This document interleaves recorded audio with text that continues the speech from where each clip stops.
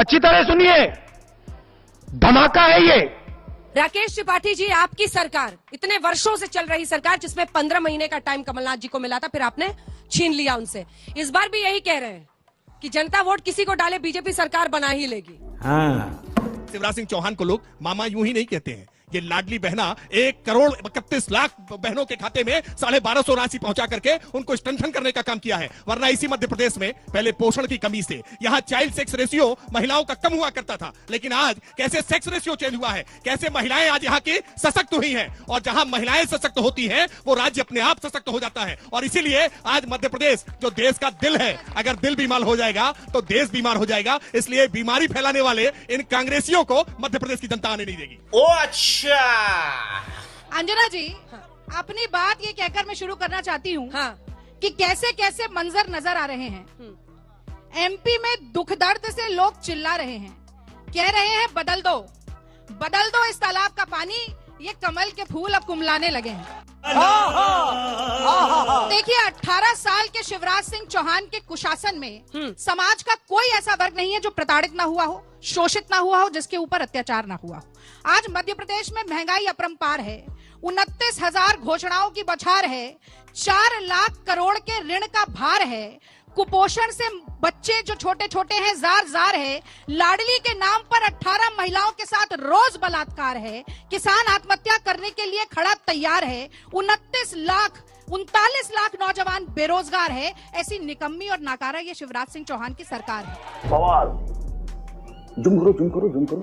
ये सड़कों की बात करते हैं, मैं सड़कों से शुरू करती हूँ। भारत जोड़ो यात्रा के दौरान में चली थी राहुल गांधी जी के साथ बुरहानपुर से अगर मालवा तक। बुरहानपुर का जो हाईवे है उसे किलर हाईवे कहा जाता है अंजना जी, इसलिए क्योंकि 172 किलोमीटर की सड़क है जिस पर चलने के लिए 7 घंटा लगता है। ये हेमा मालिनी को नचाने की बात करने वाली भारतीय जनता पार्टी है, हेमा मालिनी के गालों के साथ सड़क की तुलना करने वाली भारतीय जनता पार्टी है। आज मध्य प्रदेश में सड़क कम और गड्ढे ज्यादा है, ये शिवराज सिंह चौहान की देन है। एक बात और कहूंगी, शिवराज सिंह चौहान खुद अपने मुंह से कहते हैं कि कुपोषण मेरे माथे का कलंक है। मैं कहती हूँ कि हर 3 घंटे में एक बच्ची का यौन शोषण होता है, वो शिवराज सिंह चौहान के माथे का कलंक है। मैं कहती हूँ कि 7 लाख बच्चे जो आज बाल मजदूरी के अंधकार में झोंक दिए गए, वो शिवराज सिंह के माथे का कलंक है। मैं कहना चाहती हूँ कि वो 45 लाख किसान जो सोयाबीन की फसल खत्म होने के बाद आज मांग कर रहे हैं, उनको मुआवजा न मिलना शिवराज सिंह के माथे का कलंक है। और जब माथा इतना कलंकित होता है ना, तो पूरा मुंह काला होता है। अभी से देख, आराम से ये कांग्रेस पार्टी की टैक्टिस है कि लगातार झूठ बोलो, जोर जोर से झूठ बोलो, लेकिन ये झूठ अब जनता स्वीकार करने को तैयार नहीं है। मैं एक बात बहुत स्पष्टता से कहूं, देखिए इस समय दीपावली का त्योहार आ रहा है और मध्य प्रदेश की जनता इस बार 3 बार दिवाली मनाएगी। एक दिवाली मनाएगी 17 तारीख को कमल का फूल का बटन दबा करके, और दूसरी दिवाली मनाएगी 3 तारीख को जिस दिन परिणाम आएगा, और तीसरी दिवाली मनाएगी 22 जनवरी को जब देश में राम लला का विराजमान होंगे। मैं नहीं मानता। अंजना जी, बात ऐसी है कि वीडी शर्मा जो यहाँ के अध्यक्ष हैं और जेपी नड्डा जो देश के अध्यक्ष हैं, दोनों जबलपुर के दामाद हैं। जब टिकट वितरण हुआ, ये कुर्ता फाड़ने की बात कर रहे हैं, जबलपुर में गोली चलने की नौबत आ गई। पहली बार ऐसा हुआ कि केंद्रीय मंत्री की पिटाई भाजपा के कार्यकर्ताओं ने कर दी। गाली खाने का पावरा फिटानी देने वाले लोग, यही गोली की बात होती थी ना पहले, चंबल के डाकू गोली चलाया करते थे। आपके बीच में नहीं बोली, बोलने दीजिए। तो हाय के नारे अपनी ही ससुराल में लग रहे हैं, ऐसी फजीयत हो गई। और मैं पूछना चाहती हूँ, मैं जानना चाहती हूँ, अगर इतना ही काम शिवराज सिंह चौहान ने किया है, तो ये डबल इंजन की सरकार के ड्राइवर का नाम लेने से मोदी जी क्यों कतराते हैं? मेरा दिमाग खराब मत कर।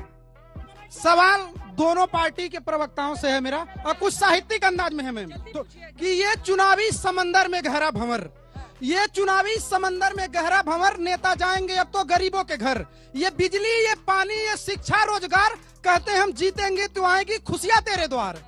और अब लगाएंगे बातों से विकासों की झड़ी, पानी घरों से बाहर जाती नहीं, घास फूसों की छप्पर भी टूटी पड़ी। कोई 1000, कोई 1500, कोई 2000 वाला लालीपॉप दिखलाता है कहाँ किसी में इतनी ताकत जो शिक्षा, स्वास्थ्य और न्याय व्यवस्था फ्री कर पाता है। ये बड़ी अच्छी बात कही आप।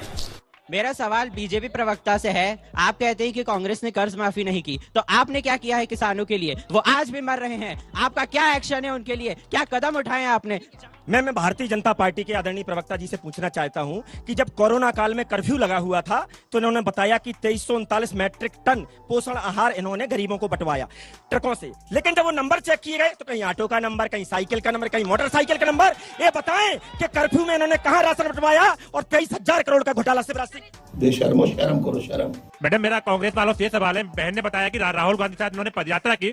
राहुल गांधी बोलते हैं कि हमने मोहब्बत की दुकान खोली, मोहब्बत को भी दुकान में लेके आ गए। मोहब्बत तो दिल की बात होती है। तब कांग्रेस वाले मोहब्बत को दुकान पे लेके आ रहे हैं, तो जनता का क्या हाल होगा? उन्होंने मोहब्बत की दुकान की बात की, मैं कहना चाहती हूँ, कह रहे थे दुकान में हाँ, क्यों मैं कहना मोहब्बत चाहती हूँ, जब नफरत का फरमान है उसके खिलाफ हमारी मोहब्बत की दुकान है, क्योंकि ये घोषणा वीर मामा जी की ऊंची दुकान और फीके पकवान है।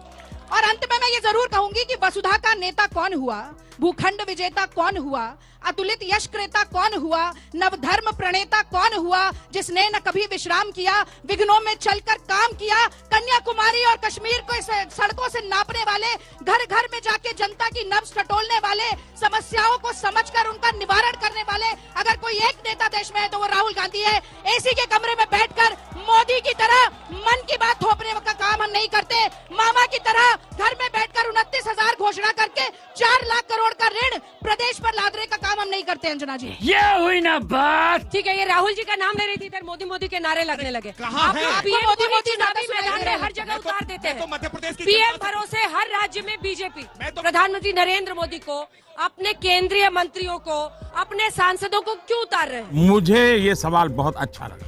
13.5 करोड़ गरीबों को गरीबी रेखा से बाहर निकालने का काम आज प्रधानमंत्री मोदी जी ने किया है। मोदी जी ने गरीबी को जिया है, इसलिए मोदी जी जानते हैं कि गरीबी से कैसे निजात पाई जाती है। आज प्रधानमंत्री मोदी जी के कारण, आज प्रधानमंत्री जी के कारण 13.5 करोड़ गरीब गरीबी रेखा से बाहर आए। जो भी बोल सकते हैं सब झूठ बोलो। तेंदुखेड़ा के संग्रहण का 3,000 रुपया प्रति बोरा, 50,000 पत्ती बीन कर आदिवासी बोरे में रखता है। 3,000 रुपया मिलता है। अगर हम उसे बढ़ाकर 4,000 की बात करते हैं तो ये रेवड़ी नहीं है, आदिवासी का अधिकार है जिसके मुंह पर ये लोग पेशाब करते हैं, उस आदिवासी का अधिकार है। हम 1,500 कहते हैं क्योंकि हम वित्तीय आकलन करके कहते हैं। 4 लाख करोड़ के ऋण के बाद 3,000 रुपया अगर ये दे सकते हैं तो गुजरात में देके दिखाएं, हरियाणा में देके दिखाएं, उत्तर प्रदेश में देके दिखाएं। 18 साल से लेकर 17.5 साल तक 1 रुपया बहनों को नहीं दिया। आज चुनाव आ गया तो बहनें लाडली हो गई। ये रॉन्ग नंबर है, ये रॉन्ग नंबर है। अंजना जी, निवेश 60%, इन्होंने बोला 18 लाख करोड़ का निवेश लेकर आएंगे।